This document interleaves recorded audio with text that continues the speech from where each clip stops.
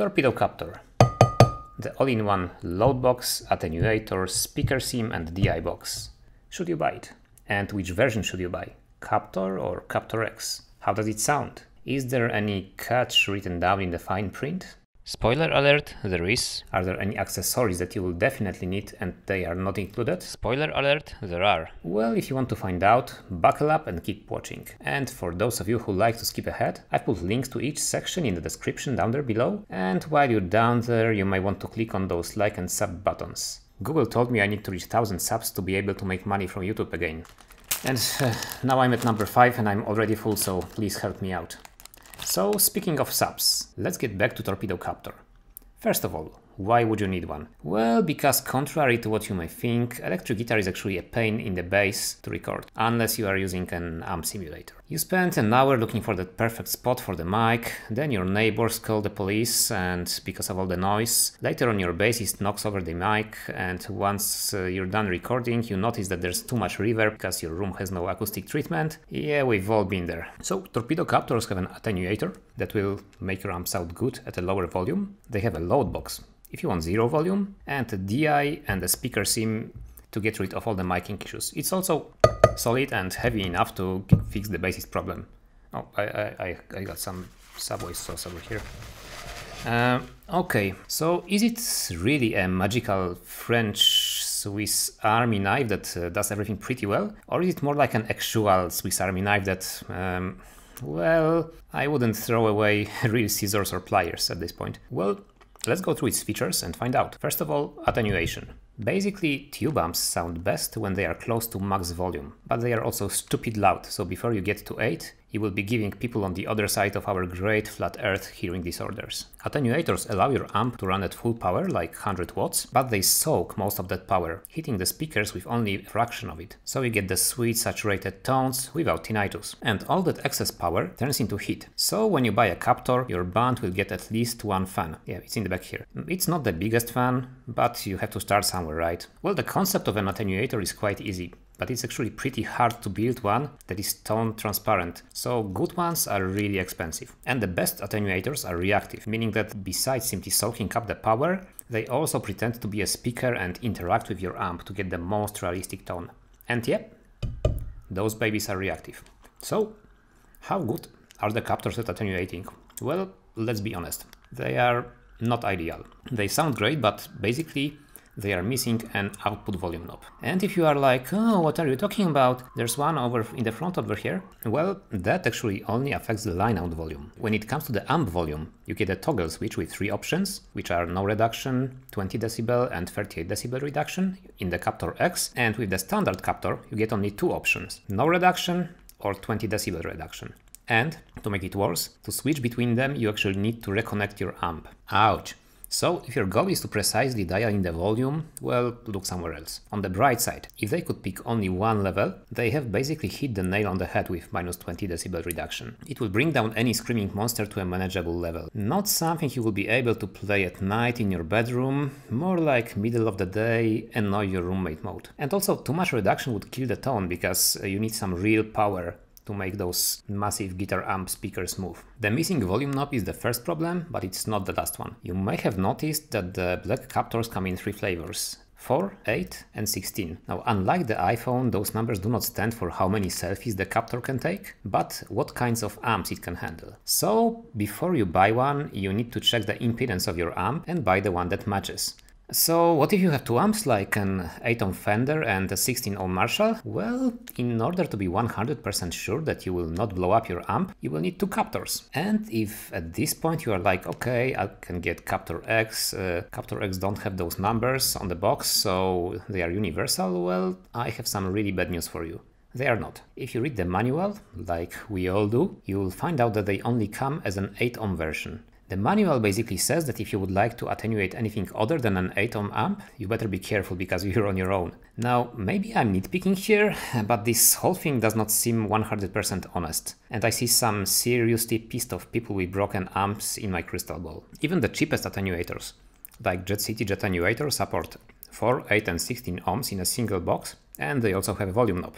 but they sound worse and they don't include the license for one of the best speaker sims plugins out there, so you just need to figure out your priorities. The good news here is that impedance only matters for attenuation feature, so you can still use your Atom Captor or Captor X as a DI box to record your 16 ohm Marshall, as long as you stick to through output on Captor or full settings on Captor X.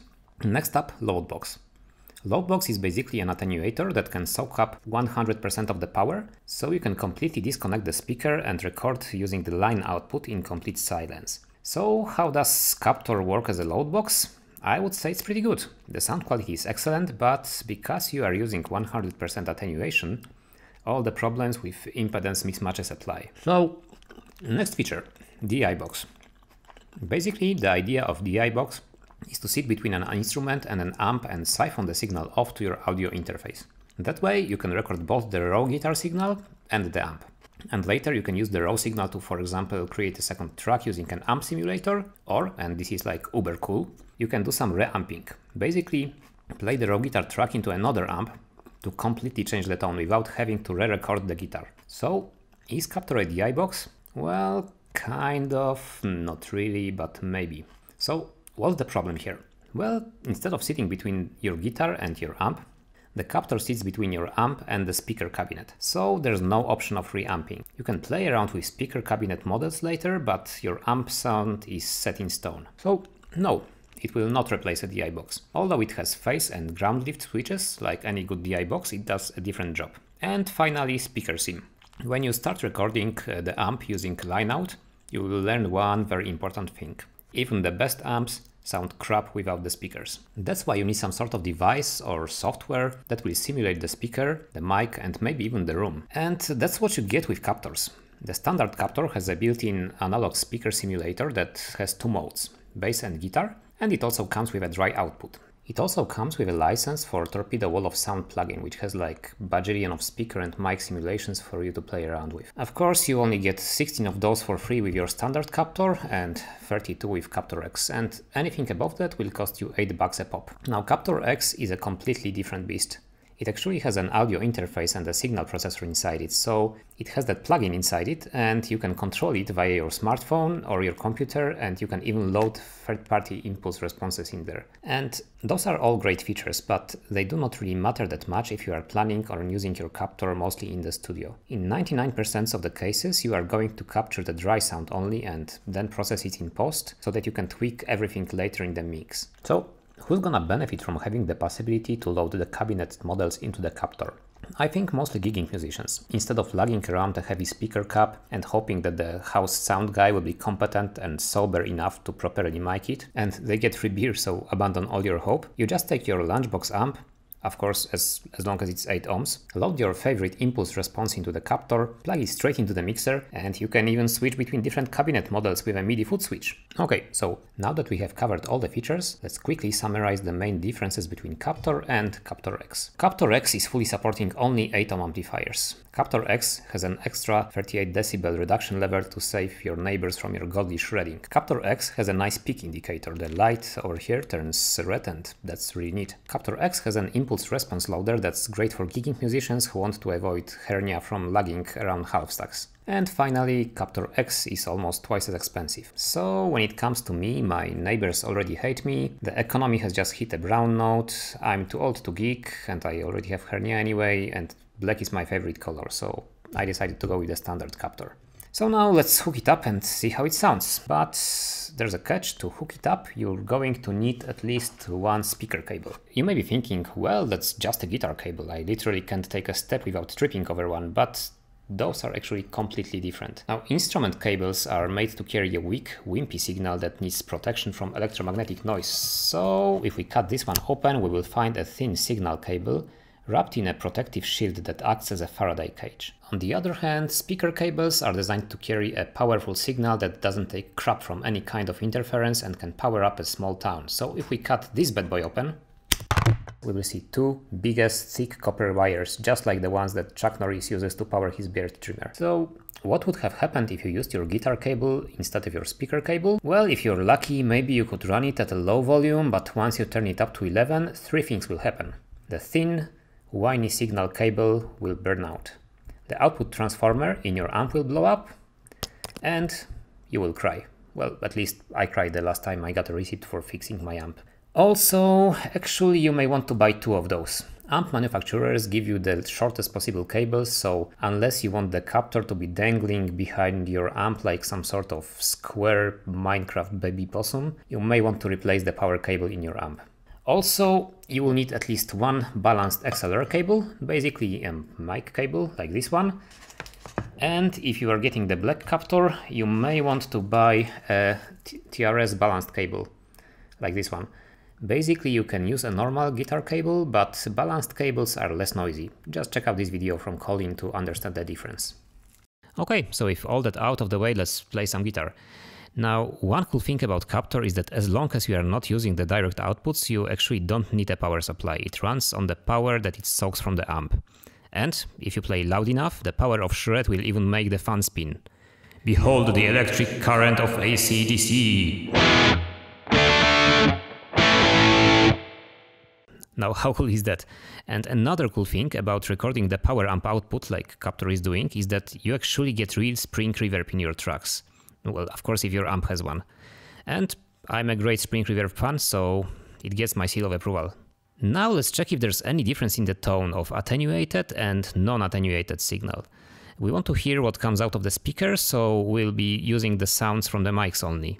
I've only used a minus 20 decibel pad on my audio interface to compensate for the volume change.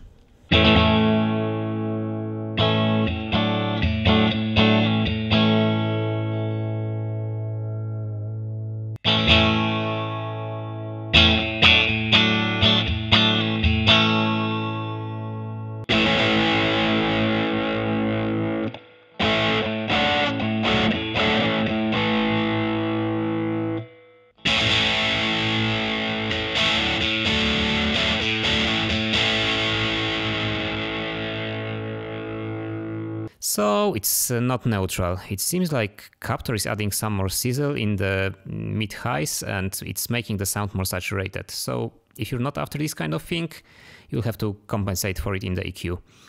And now, next question. Can I push the volume on my 20 decibel attenuated hot rod far enough for it to start to break up? Hot rods are really loud and they are famous for their huge headroom, so whenever I wanted to get it to break up, I had to pack some earplugs and head to my country house. And today I'm in my tiny downtown apartment, so let's see if it will work.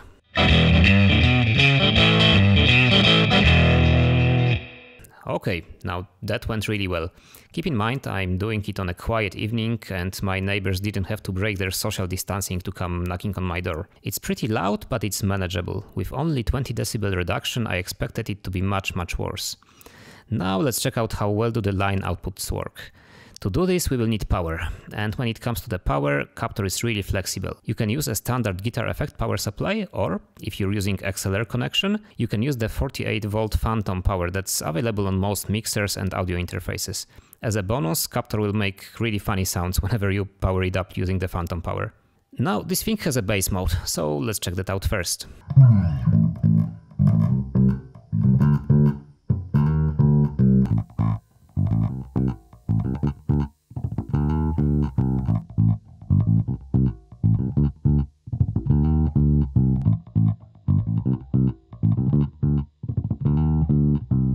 Okay, but I know you all wonder, well, how does it sound slapped? Let's see.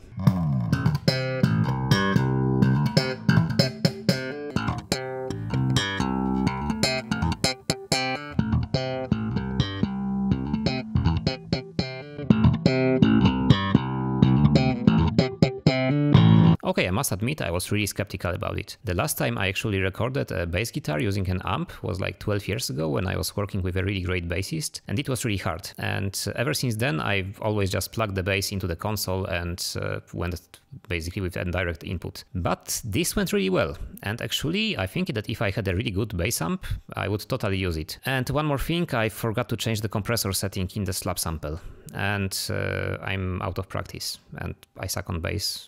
And those strings are like 50 years old. So maybe let's just play some electric guitar.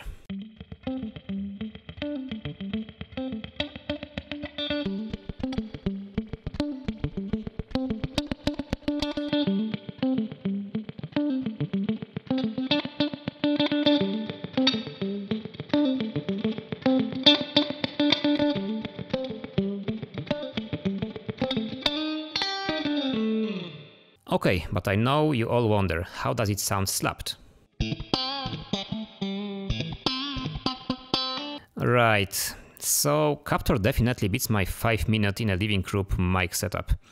So, in case you were wondering if it will do better than a crappy sound engineer with a crappy room, yeah, it totally will. The dry sound is, well, dry, but it has a nice depth to it, and I'm really impressed with the built-in speaker sim. It really sounds nice, and it also did a great job in a bass mode. As for the wall of sound plugin, it took quite a bit of fiddling to get even close to the built-in speaker sim, and I finally decided to go in a different direction. To give you a better picture, let's see how it sounds in a mix, but we'll have to spice things up a little bit.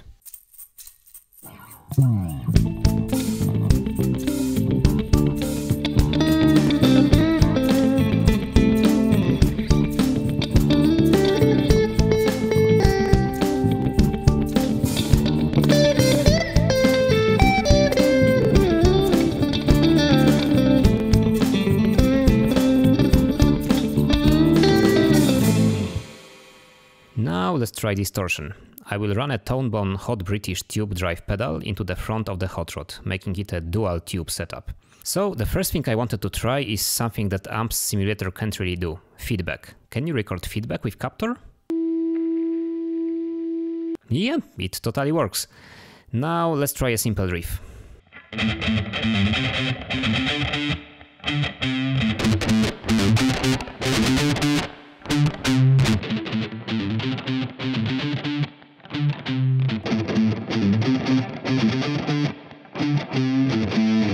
Okay, so actually, in my opinion, the mics sounded better than the built-in speaker simulator here. I suppose that it works better on clean tones. Basically, it has just one speaker model, and it gets much better when we play around with the wall of sound plugin a little bit. And I think I'll do a separate video on that, so because you are watching this in the future, you can check my videos to see if it's already out, or you can subscribe to get notified when it's out. But the very basic takeaway from this short recording session that I just had is that there are two right ways of working with Captor. Number one, if you feel lucky today and want to try a new cabinet model completely different to what you normally use with your amp, you should dial in your amp settings and your effects with your headphones on, listening to the cabinet model, not to your amp. If you dial the tone in listening to your amp, it's gonna sound completely different on that cabinet model, and usually worse. Approach number two, dial in your sound listening to your amp, and then use the speaker cabinet model that's closest to what you have. In my case, it was either the Silver Gen or Twill 15. That way you will not have to dramatically modify the amp and pedal settings to make it sound good. So which way is better? Well, I go for number two. I already know my gear pretty well, and I'm not keen on having to completely relearn it. And the reason I bought Captor is because I actually like the sound of my amp, so I would rather stick to that, even if it cost me extra $16 because those impulse responses were not for free. And I would advise you to do the same, just find the closest impulse response to what you have and buy it if you have to. It will save you a couple of hours of fiddling, so actually it's a good investment. And last but not the least, let's check out the distorted sound in the mix.